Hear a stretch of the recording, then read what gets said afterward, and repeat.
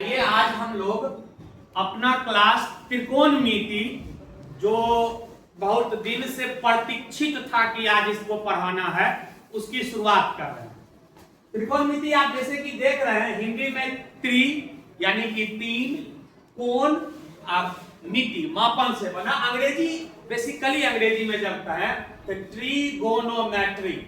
Tree का अर्थ होता है तीन, गोनो में जो है उसका अर्थ हो जाता है भुजा, या त्रिकोणमिति में क्या हो जाता है ट्राई का अर्थ हो गया तीन, कोण का अर्थ हो जाता है भुजा और मेट्रन का अर्थ हो जाता है मापन। तो किसी त्रिभुज में तीन भुजा का मापन करना है किसके आधार पर? कैसे त्रिभुज में? समकोण त्रिभुज में। यहाँ बेस क्या बनेगा भुजा के मापन का? तो इसका जो यह कोण है, यह तीनों कोण इसके भुजा के मापन का आधार है। इसके बारे में जब परिचय की बात करें तो पाइथागोरस ने भी अपना तर्क दिया है। पाइथागोरस के साथ साथ आपको सबसे पहले आर्यभट्टियम नामक ग्रंथ में आर्यभट्ट के द्वारा जीवा शब्द का प्रयोग किया गया था। किसका प्रयोग किया गया था? जीवा शब्द का प्रयोग किया गया था, और जो कि बाद में पहले जया शब्द था, बाद में परिष्कृत जीवा आ गया। और इसी के संबंध में आगे चल करके एडमंड गुंटूर नाम के मैथमेटिशियन हुए जिन्होंने जीवा शब्द के लिए साइन शब्द का प्रयोग किया। किसका प्रयोग किया? साइन शब्द का प्रयोग किया। तो ये प्राचीन ग्रंथ है। इस आर्यभट्टियम इस ग्रंथ या त्रिकोणमिति के आधार पर हम किसी भी आकृति की ऊंचाई, दूरी, उसके ऊंचाई और दूरी के बीच झुकाव का संबंध इत्यादि को प्राप्त करते हैं, उसके बारे में जानकारी लेते हैं। परिचय सत्र में सबसे पहले हम आते हैं, आप ध्यान से देखिए बोर्ड पर हमने एक समकोण त्रिभुज बनाया। समकोण त्रिभुज ABC जिसमें कोण B कितना डिग्री का है? 90 डिग्री का। यानी कि यह कोण B हमारा समकोण है। अब हमें यह बताइए, जैसा कि आपको जानकारी है कि समकोण त्रिभुज की जो भुजा हो जाती है उस भुजा के विशेष नाम कर्ण, हाइपोटेनस, लंब, परपेंडिकुलर,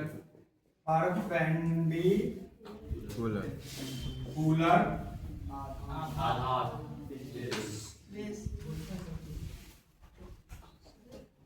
यह भुजा तय किया जाता है समकोण त्रिभुज में कोण के आधार पर। किसके आधार पर? कोण के आधार पर। यानी कि इस तीनों भुजा को तय किसके आधार पर किया जाएगा? कोण के आधार पर। कोण के आधार पर तय किया जाएगा। कोण के आधार पर किस प्रकार से किया जाएगा? तो देखिए ये कैसा कोण है? समकोण। तो समकोण के ठीक सामने कौन सी भुजा है? AC। इसका हम लोग नाम देते हैं कर्ण, और संकेत हो गया H। कर्ण। यह जो कर्ण होगी यह कौन सी भुजा होगी? समकोण के सामने की भुजा। क्या समकोण त्रिभुज में कोई और कर्ण हो सकता है? नहीं। केवल एक कर्ण होता है, और यह समकोण त्रिभुज की सबसे बड़ी भुजा होती है। अब आ जाइए लंब और आधार। समकोण त्रिभुज में शेष दो कोण और बचे हुए हैं। एक कोण है हमारा C, एक कोण है हमारा A। बहुत ध्यान से सुनिएगा।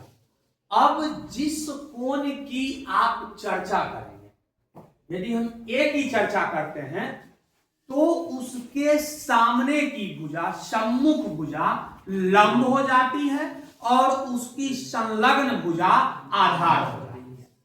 यहीं पर यदि हम C कोण की चर्चा करें तो उसके सम्मुख भुजा लंब हो जाएगी और उसकी संलग्न भुजा आधार हो जाएगी। यानी कि जिस कोण की हम चर्चा करेंगे इस त्रिभुज में, उसके सामने की जो भुजा होगी वह क्या हो जाएगी? लंब। कोण कैसा होगा? न्यून कोण। समकोण तो हमारा कर्ण निर्धारित किया है। यदि हम चलें कोण ए के लिए लंब कौन सी भुजा होगी? BC। आप देख रहे हैं ए के सामने में BC है और आधार कौन हो जाएगी? AB। बिल्कुल, इसके सामने में BC है और इसकी संलग्न AB है। इसी प्रकार कोण C के लिए लंब हो जाएगा AB और आधार हो जाएगा BC। यानी कि लंब, किसी समकोण त्रिभुज में लंब और आधार की पहचान हम किसके आधार पर करते हैं? कोण के आधार पर। जो हमारा कोण होगा या जिस कोण की हम चर्चा करेंगे, उसके सामने की भुजा, सम्मुख भुजा हमारा लंब होगा और उसकी संलग्न भुजा हमारा आधार होगा। क्या आप सभी किसी समकोण त्रिभुज में कर्ण, लंब और आधार की पहचान कर सकते हैं? Yes sir. बहुत सुंदर।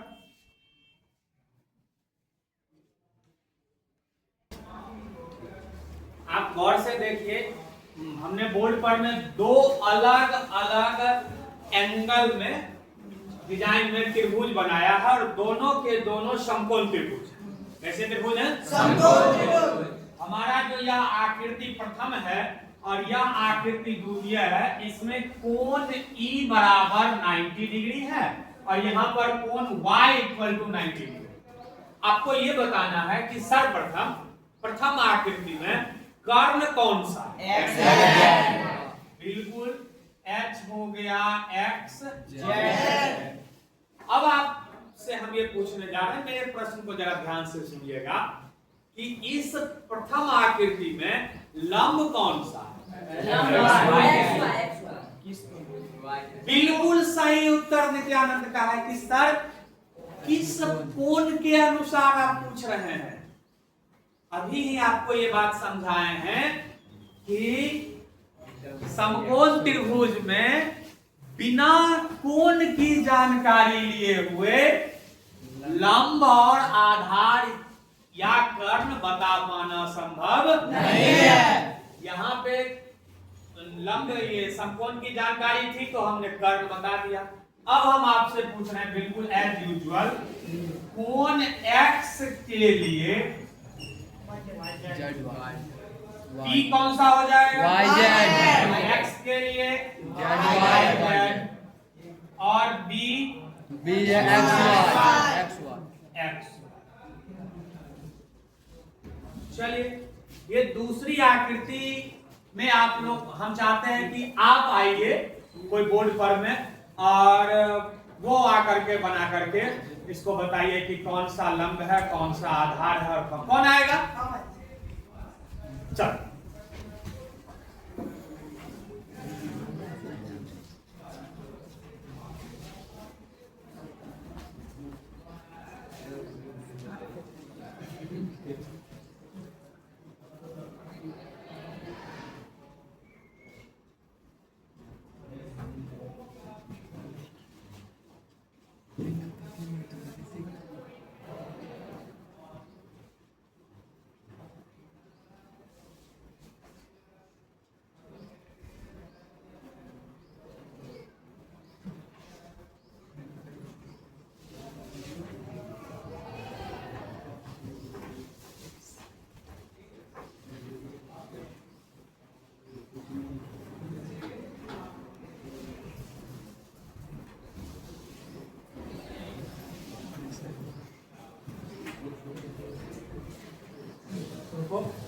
क्या इस आकृति में ओम के द्वारा जो बनाया गया उत्तर है सही है या गलत है? एक सही है कर्ण को इसने डीएफ माना है, सही।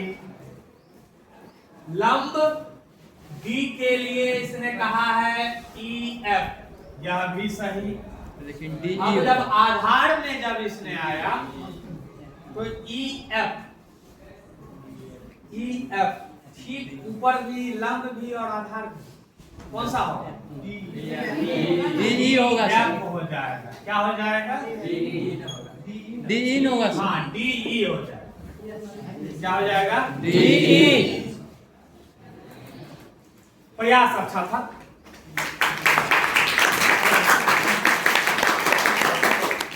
अब कोण F के लिए कौन आओगे? चलो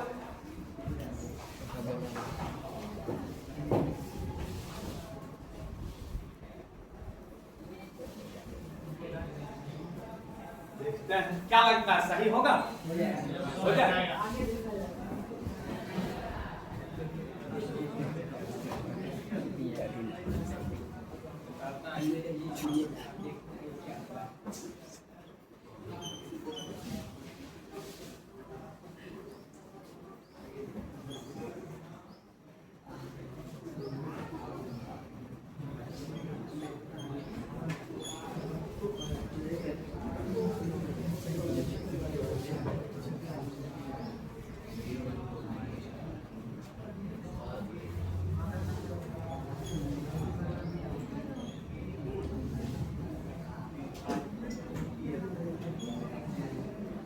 क्या अमूल का बनाया हुआ सही है?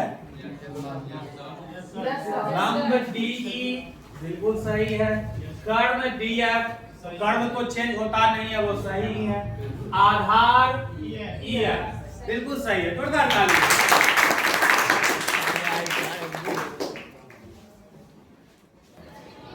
आइए अब हम सभी इस भुजा के आपसी संबंध को जानने के लिए जो महान गणितज्ञ पाइथागोरस ने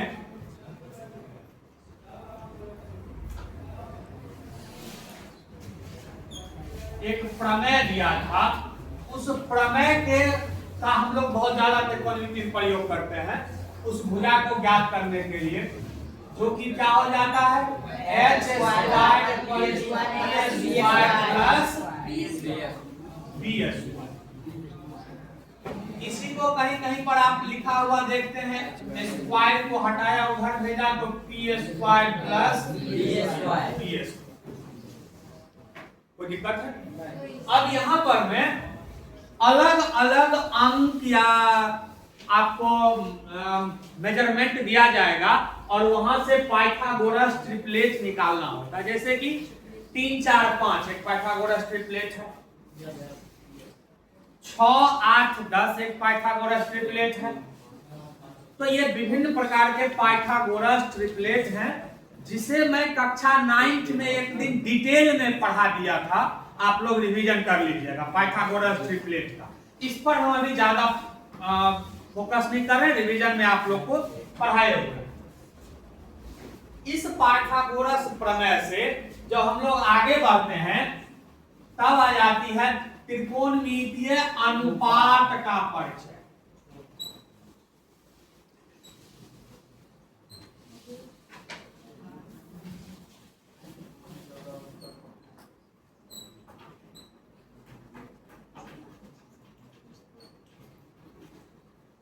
त्रिकोणमितीय अनुपात का परिचय। इस त्रिकोणमितीय अनुपात के परिचय में सर्वप्रथम आप ध्यान दीजिए, अभी तुरंत आपको शुरुआत में हम बताए थे कि आर्यभट्ट महोदय के द्वारा आर्यभट्टियम में एक शब्द का प्रयोग किया गया था, जया या जीवा। उसका जब अरबी अनुवाद हुआ तो वो जया और जीवा ज्यों का त्यों रहा। जब उसको एडमंड गुंटूर अपने मैथमेटिक्स में प्रयोग किए, अपने रिसर्च में प्रयोग किए, तब वह जया और जीवा शब्द बन गया शाइन। क्या बन गया? शाइन। शाइन। इसी को परिष्कृत करके आगे लिखा गया शाइन। यह क्या है? जीवा। त्रिकोणमिति में यह किसके बीच का संबंध बताएगा? तो जब तक इसके साथ कोण की चर्चा नहीं होगी या अकेले कुछ भी नहीं है, तो कोण में यदि हम सबसे पहले लें इस त्रिभुज में ध्यान दें साइन सी, किस कोण की हमने चर्चा किया? साइन सी। इसी में आप आगे जाइएगा तो यहाँ पर मैं कुछ कोण के लिए अक्षर जैसे कि थीटा, अल्फा, बीटा, उसके बाद फाई, इन सभी चीजों का प्रयोग कर दिया जाता। हमने अभी अल्फाबेट का अक्षर लिया है साइन सी, तो साइन सी जो होता है वह हो जाता है लंब बट्टा कर्ण। अब आइए इसको यदि संकेत में कहें तो P/H। अब इस त्रिभुज में हमें बताइए C के लिए लंब कौन सा है? AB। बिल्कुल AB। कर्ण कौन सा? AC। साइन हिंदी में क्या हो जाता है? जया। क्या हो जाता है? जया। इसके बहुत बाद जो है फलन के लिए, फंक्शन बताने के लिए एक अगला त्रिकोणमितीय अनुपात आया, बहुत बाद में आया। ये तो बहुत पुराने, बहुत पहले से था, वो बहुत बाद आया। उसको कहा गया कोसाइन। क्या कहा गया? कोसाइन। शॉर्ट रूप में लिया गया कॉस। अब कॉस सी यदि हो तो यह हो जाता है आधार बट्टा कर्ण। क्या हो जाता है? आधार बट्टा कर्ण। अब बताइए C के लिए आधार कौन सा होगा? BC। कर्ण कौन सा? AC। यदि हिंदी में कहें यह कोसाइन शब्द हिंदी में प्रयोग हुआ कोटि जया, और साइन किससे प्रयोग हुआ?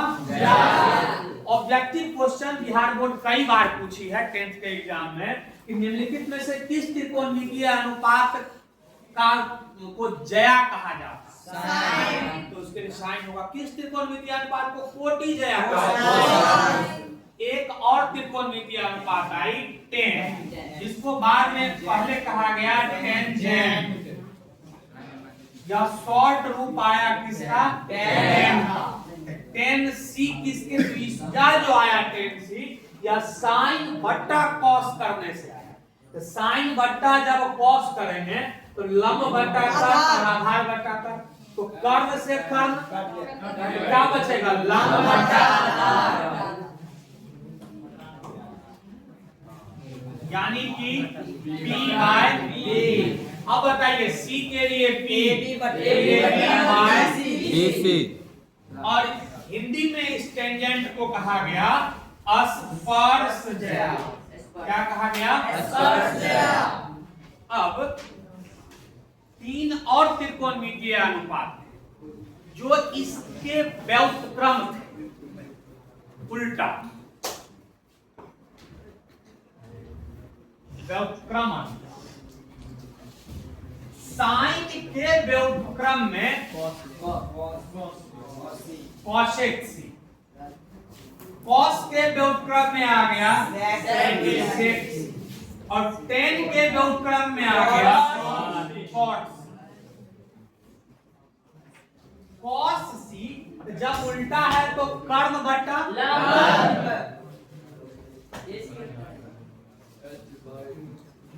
सेक सी कर्ण बट्टा आधार, और कॉट सी आधार बट्टा लंब।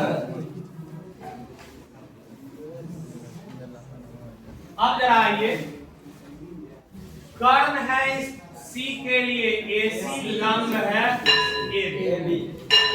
कर्ण है AC और लंब है आधार है BC। आधार है BC और लंब है AB। इस प्रकार से ये आपके 6 त्रिकोणमितीय अनुपात हैं जिसका प्रयोग हम लोग अभी से संपूर्ण त्रिकोणमिति में करेंगे। कौन कौन से हैं? साइन, कॉस, टेन, कोसेक, सेक और साइन A है या साइन C है, साइन थीटा है, तो तो यह किस भुजा के बीच का संबंध बताएगा? लंब और कर्ण के बीच का संबंध बताएगा। कौस है तो आधार और कर्ण के बीच का संबंध बताएगा। टेन है तो लंब और आधार के बीच का संबंध बताएगा। उसी प्रकार से अब व्युत्क्रम में आते हैं तो कॉसेक सी कर्ण और लंब, सेक सी कर्ण और आधार, कॉट सी आधार और लंब। इसी को समझने में इतना तक कोई दिक्कत नहीं। यह हमारा आज का त्रिकोणमिति का परिचय सत्र। आप लोग इसको किताब में पढ़ करके आइएगा और इसके आधार पर कल हम लोग प्रश्नोत्तर को देखेंगे, एग्जाम्पल को देखेंगे कि कैसे एग्जाम्पल की बात किया गया। कोई दिक्कत?